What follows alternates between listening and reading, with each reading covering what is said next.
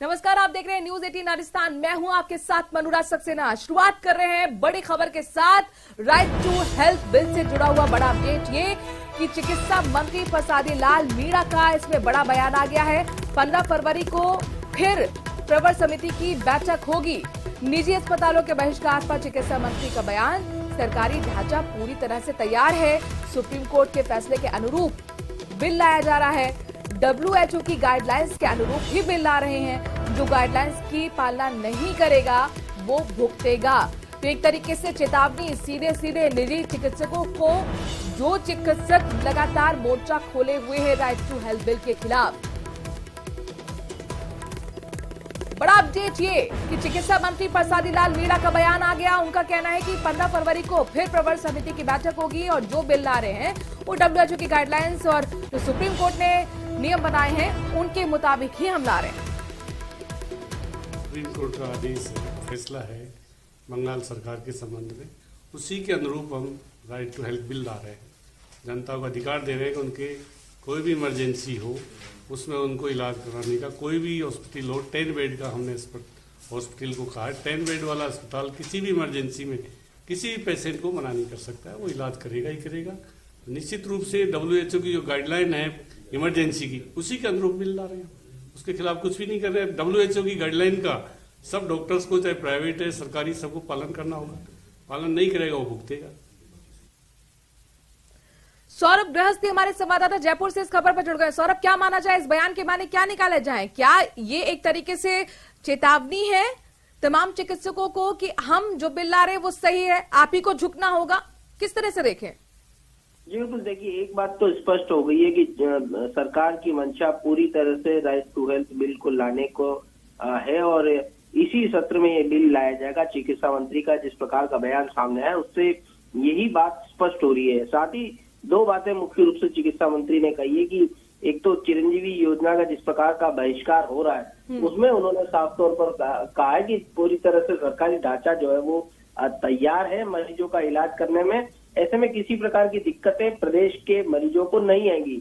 लेकिन अगर फिर भी डॉक्टर्स नहीं मानते तो उन्होंने ये भी हवाला दिया कि WHO की जिस प्रकार की गाइडलाइन है और वो अपनी मर्जी से ये बिल नहीं ला रहे। सुप्रीम कोर्ट ने बंगाल के एक मामले में फैसला दिया है कि राइट टू हेल्थ जो है वो लोगों का अधिकार है, इस लिहाज से इस बिल को लाना आवश्यक है और उसी कड़ी में ये बिल जो है वो लाया जा रहा है। उन्होंने ये भी स्पष्ट किया कि क्योंकि चिरंजीवी योजना कई प्राइवेट अस्पतालों में चल रही है तो निजी अस्पतालों को भी एक तरह से राहत जो है वो सरकार के द्वारा चिरंजीवी योजना के जरिए जो है वो दी जा रही है। अगर उसके बावजूद भी डॉक्टर्स नहीं चाहते कि वो इलाज नहीं करे तो कोई जबरदस्ती उन पर थोपा जो है वो नहीं जा रहा है। सरकार जो है वो जबरदस्ती नहीं कर रही। तो स्पष्ट रूप से एक बात जो इस पूरे उससे निकल कर आई है वो ये है कि बिल जो है वो सरकार ला रही है।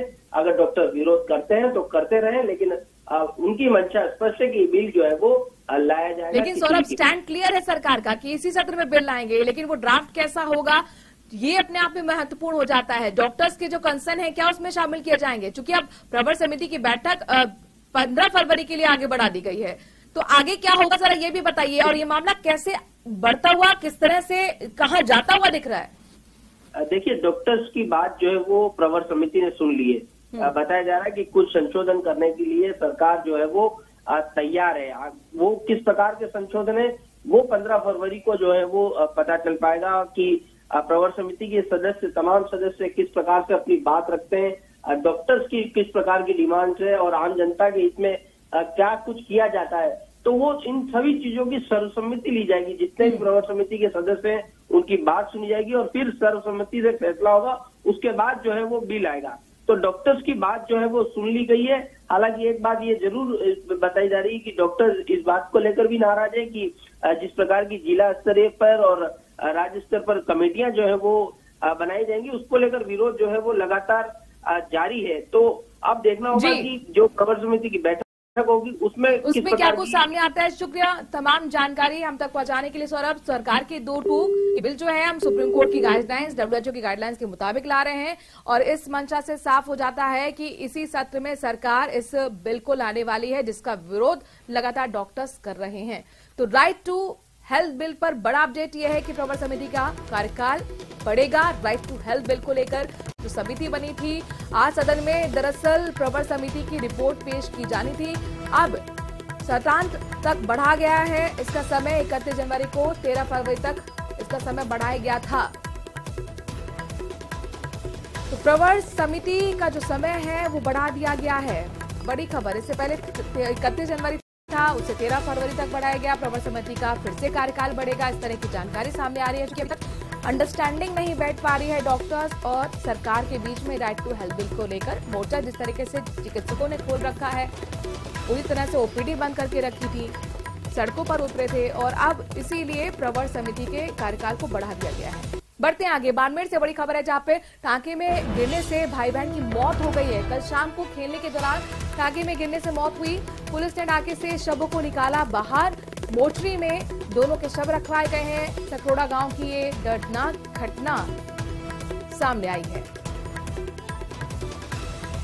बाड़मेर से बड़ी खबर है जहां पर टांके में गिरने से भाई और बहन की मौत हो गई। दरअसल दोनों ये बच्चे खेल रहे थे कि इस दौरान टांके में ये गिरे और इनकी मौत हो गई। कल शाम के दौरान की ये घटना, खेलने के दौरान ये हादसा हुआ।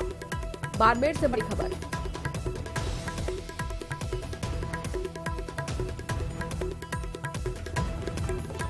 बाड़मेर से बड़ी खबर यह है कि टांके में भाई बहन गिर गए जिससे उनकी मौत हो गई खेलने के दौरान। कल शाम यह हादसा उनके साथ हुआ। दर्दनाक हादसे की खबर सकरोड़ा गांव की है।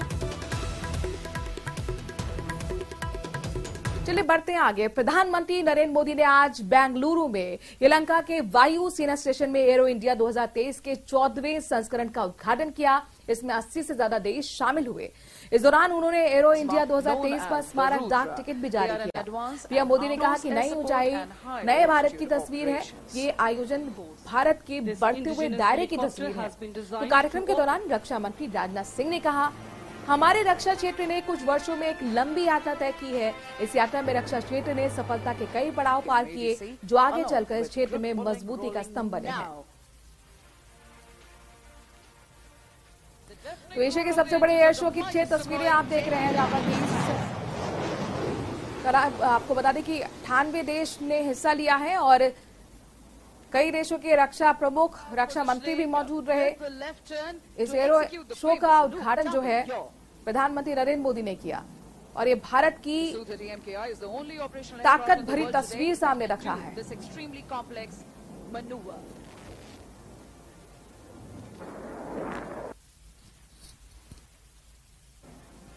मैं एरो इंडिया के रोमांचक पलों का गवाह बन रहे सभी साथियों का अभिनंदन करता हूं। बेंगलुरु का आसमान आज नए भारत के सामर्थ्य का साक्षी बन रहा है। बेंगलुरु का आसमान आज इस बात की गवाही दे रहा है कि नई ऊंचाई नए भारत की सच्चाई है। आज देश नई ऊंचाइयों को छू भी रहा है और उन्हें पार भी कर रहा है।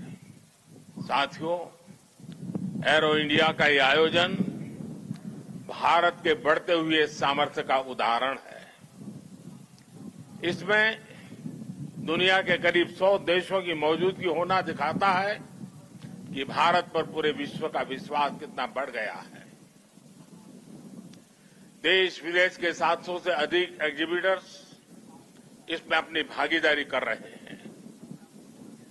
इसने अब तक के पुराने सारे रिकॉर्ड तोड़ दिए हैं।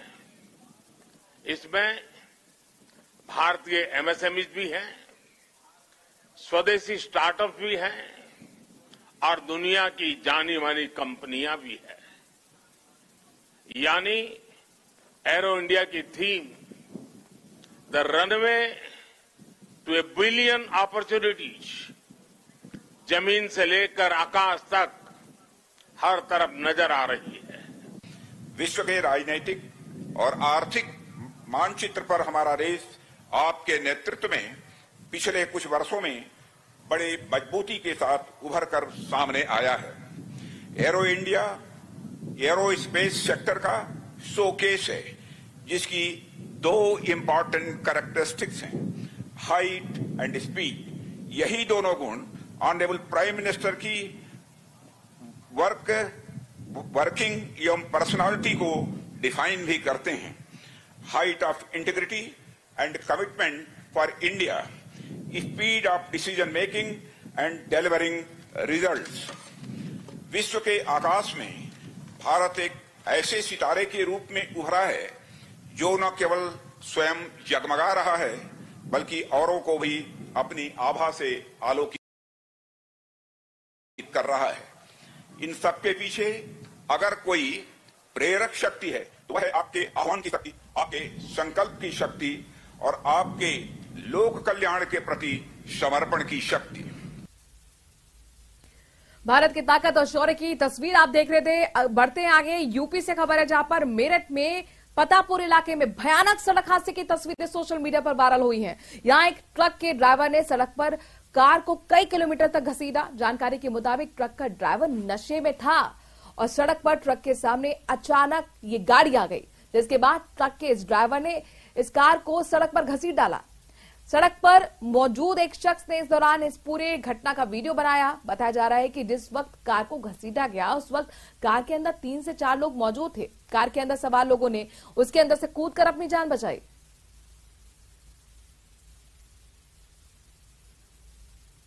ये देखिए तस्वीरें जबरदस्त हैरान कर देने वाली हैं। एक जो ट्रक है, भारी भरकम ट्रक, किस तरह से कार को कई किलोमीटर तक रौंदता चला गया।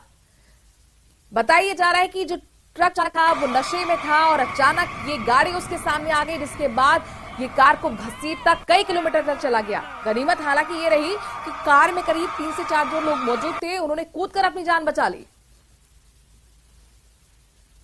अगली खबर राजधानी दिल्ली से ही है, जहां पर ताबड़तोड़ गोलियों से दिल्ली के सुल्तानपुरी थाने का पूटकला इलाका दहल गया है। दरअसल पूटकला इलाके में आज सुबह कुछ लोगों ने एक युवक को पर फायरिंग कर दी, जिसमें युवक की बुरी तरह से घायल होने की जानकारी मिल रही है। वहीं घटना के बाद पूरे इलाके में हड़कंप मच गया। घटना की सूचना मिलते ही मौके पर पहुंची पुलिस ने घटनास्थल का मुआयना किया।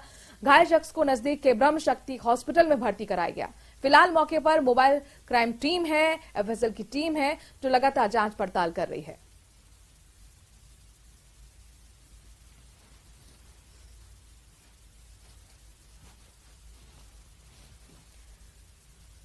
खबर दिल्ली से है, जहां पर करमपुरा इलाके में एक बड़ा हादसा हो गया। मोती नगर थाने के पास स्थित एक फैक्ट्री में बीती रात भीषण आग लग गई।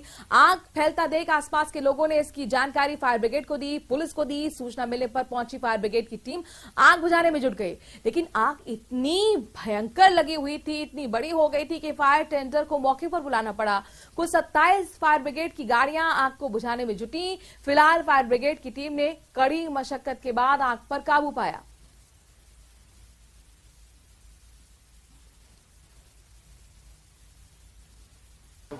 9, 11 बजे के आसपास पता लगा था। 11 बजे के आसपास किस चीज़ की फैक्ट्री है? गत्ते की फैक्ट्री। नहीं, अभी कुछ नहीं पता। तो आप यहाँ पर क्या काम करते हैं? मेरा तो हमारे जींस का कंपनी है बगल वाली। आप बगल वाली फैक्ट्री में हैं। तो ये जिस फैक्ट्री में आग लगी उस वक्त कभी अंदर लोग मौजूद थे? नहीं, कोई मौजूद नहीं था। कोई घायल, कोई कुछ नहीं, ऐसा कुछ नहीं। ऐसा कोई घायल नहीं। तो कितनी देर हो गई लगभग फायर को काम करते हुए? फायर को तो हम काफ़ी मतलब रात से ही लगे पड़े हैं। तो 11 बजे से? हाँ, 12 बजे के आसपास से लगे पड़े हैं। अभी तक बुझी नहीं है? नहीं। ये भैया 11 बजे के आसपास आग लगी थी और उसके बाद से कंटिन्यू फायर ब्रिगेड काम कर रही है। सुबह तब हम करीब 3 बजे हम आए थे, तो कम से कम यहाँ 20 गाड़ियाँ खड़ी हुई थी। उसके बाद कंटिन्यू चल रही है सर। किस चीज़ की फैक्ट्री है ये सर गत्ते की फैक्ट्री है। डब्बे वगैरह बनते हैं, मिठाइयों के डब्बे या फॉइल पेपर वगैरह के डब्बे, इस चीज़ के डब्बे बनते हैं। श्री गंगानगर के गोल बाजार में एक मिठाई की दुकान की पहली मंजिल पर अचानक आग भड़क उठी। आग की ऊंची लपटें और धुएं के बाद दिखने के बाद आसपास के दुकानदारों में अफरा तफरी मच गई, जिसके बाद दुकानदार अपनी दुकानें छोड़कर भाग निकले। वहीं सूचना पर पहुंची दमकल की गाड़ियों ने कड़ी मशक्कत के बाद दुकान में लगी आग पर काबू पाया। हालांकि आग लगने के कारण का पता अब तक नहीं चल पाया है।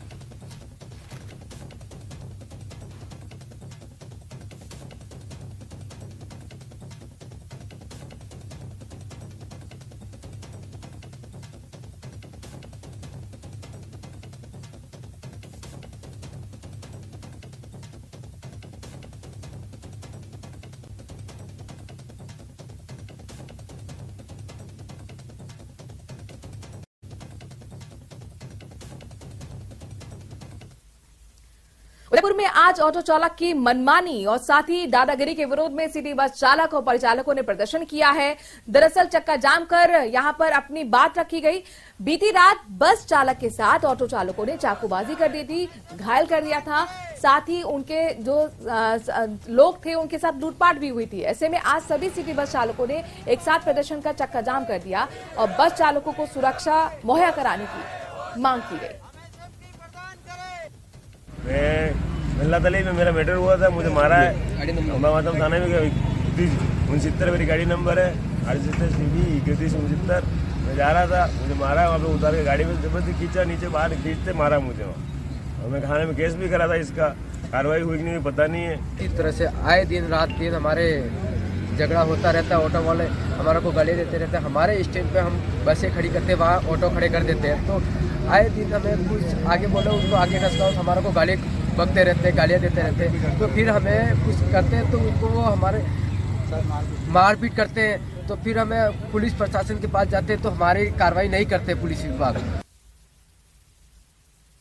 जयपुर के बगरू इलाके के धानक्या रेलवे स्टेशन के पास एक 26 साल के युवक ने ट्रेन के आगे कूदकर अपनी जान दे दी। आत्महत्या के कारण अभी तक पता नहीं चल पाया है। सूचना पाकर पुलिस और जीआरपी पुलिस मौके पर पहुंची हुई है, जिसके बाद फॉरेंसिक टीम ने मौके से साक्ष्य भी इकट्ठा किए हैं। पुलिस ने शव को अस्पताल के मोर्चरी में रखवा दिया है। मामले की फिलहाल जांच की जा रही है।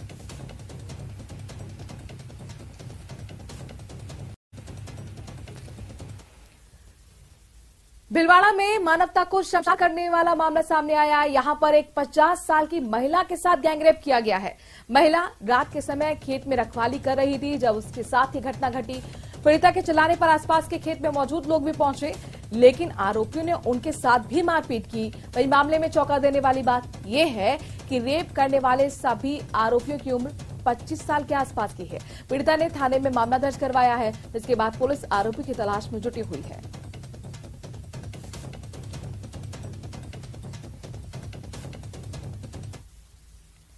उदयपुर के हिरणमगरी थाना इलाके में मामूली कहासुनी को लेकर एक युवक पर चाकू से हमला कर दिया गया। हमले में युवक गंभीर रूप से घायल हो गया, जिसे इलाज के लिए अस्पताल में भर्ती कराया गया। जानकारी के मुताबिक दो गाड़ियां आपस में टकरा गई थी, जहां झगड़े के बीच बचाव करने आए आवेश नाम के युवक पर हमला कर दिया गया।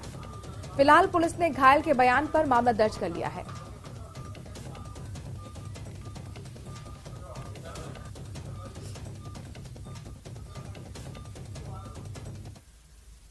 बांसवाड़ा की कोतवाली थाना पुलिस को नकली नोट सप्लाई करने के मामले में एक और सफलता हाथ लगी है। पुलिस ने मामले में फरार चल रहे चौथे आरोपी को एमपी के उज्जैन से पकड़ा है, जो नकली नोट सप्लाई करने का काम करता था। इससे पहले पुलिस ने मामले में कार्रवाई करते हुए 3 लोगों की गिरफ्तारी की थी। पुलिस ने एक आरोपी ऋषभ को 500 रुपए नोट के नकली 35,000 कैश के साथ पकड़ा था।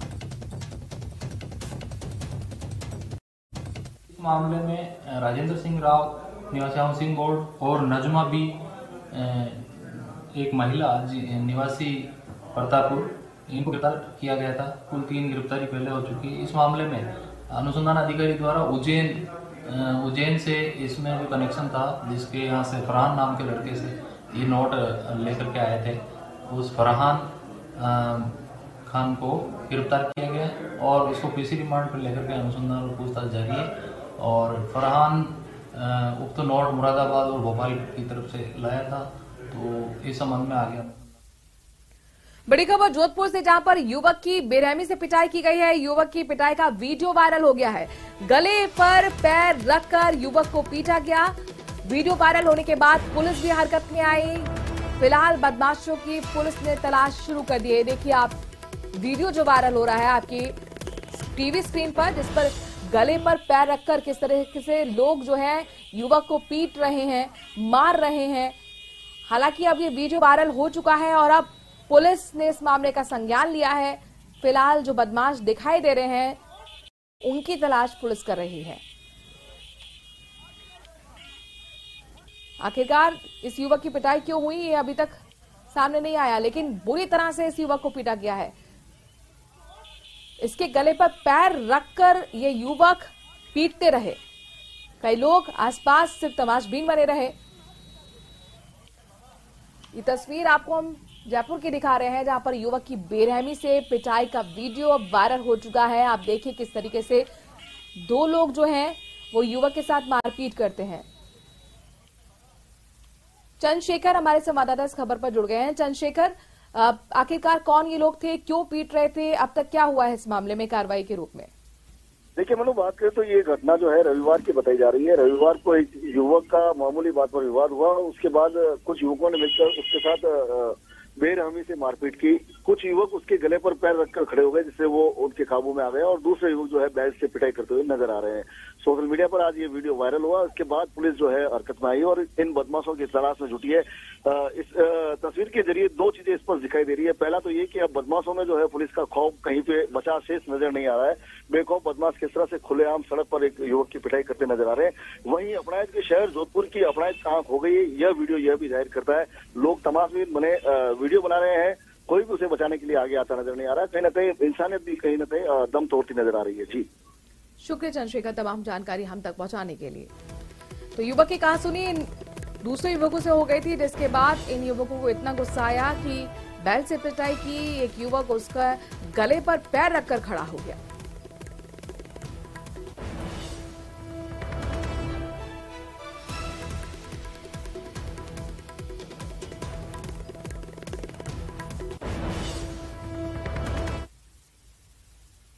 भीलवाड़ा में आज सुबह भीषण सड़क हादसा हो गया, जहां तेजी से आ रही एक कार ने बाइक को टक्कर मार दी। यह हादसा शहर के अंबेडकर छात्रावास के पास हुआ है, जिसमें बाइक सवार गंभीर रूप से घायल हुआ, जिसे इलाज के लिए जब पुलिस ने जिला अस्पताल पहुंचाया, वहां डॉक्टरों ने उसे मृत घोषित कर दिया।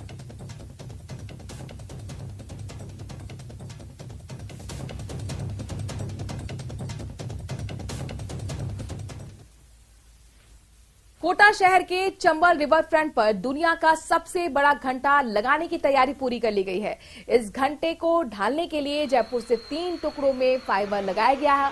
अब फाइबर को जोड़कर फाइनल फिनिशिंग दी जा रही है। यही नहीं, इस घंटे को बजाने के लिए दुनिया की सबसे लंबी 6.5 मीटर की ज्वाइंट लेस जो रिंग है वो तैयार की जाएगी। इस चेन का जो वजन होगा वो 400 किलो होगा। बता दें कि घंटे की गूंज 8 किलोमीटर तक सुनाई। अब तक दुनिया के सबसे बड़े जो घंटे हैं वो रूस में हैं, चीन में हैं और अब कोटा में भी होने जा रहा है।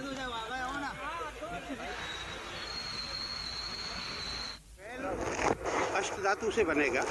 ये जो पैटर्न आप पीछे देख रहे हैं, ये 3D प्रिंट टेक्नोलॉजी से फाइबर से बना हुआ है। अभी तक वर्ल्ड रिकॉर्ड फाइबर से 3D प्रिंट टेक्नोलॉजी का 4.5 फीट का है। ये 9 मीटर हाइट का, almost you can say 10 times of है। इसका विड्थ 8.5 मीटर है। ये पहला ऐसा कोई 3D प्रिंट टेक्नोलॉजी से बना हुआ पैटर्न है जो इस हाइट का और इस साइज का है। साथ ही अभी मैंने आपको चेन डिस्प्ले की थी, उसकी जितनी भी रिंग्स है वो जॉइंटलेस है और उसकी टॉप सरफेस को हमने कॉपर सरफेस में कन्वर्ट करके ग्रीसलेस कन्वर्ट करने की कोशिश की है। 75,000 किलो का घंटा तैयार कर इसमें कार्यरत इंजीनियरों ने, मजदूरों ने, श्रमिकों ने अपनी कला का अद्भुत प्रदर्शन किया है।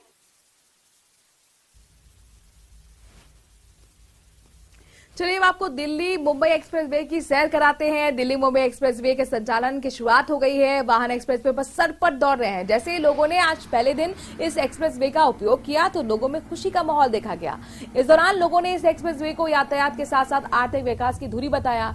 आज सफर कर रहे लोगों को दोहरी खुशी उस समय हुई जब इन्होंने अत्याधुनिक एक्सप्रेसवे का उपयोग तो किया ही, साथ ही इनको टोल टैक्स भी नहीं देना पड़ा। दरअसल आगामी आदेश तक यहाँ टोल टैक्स नहीं लगेगा।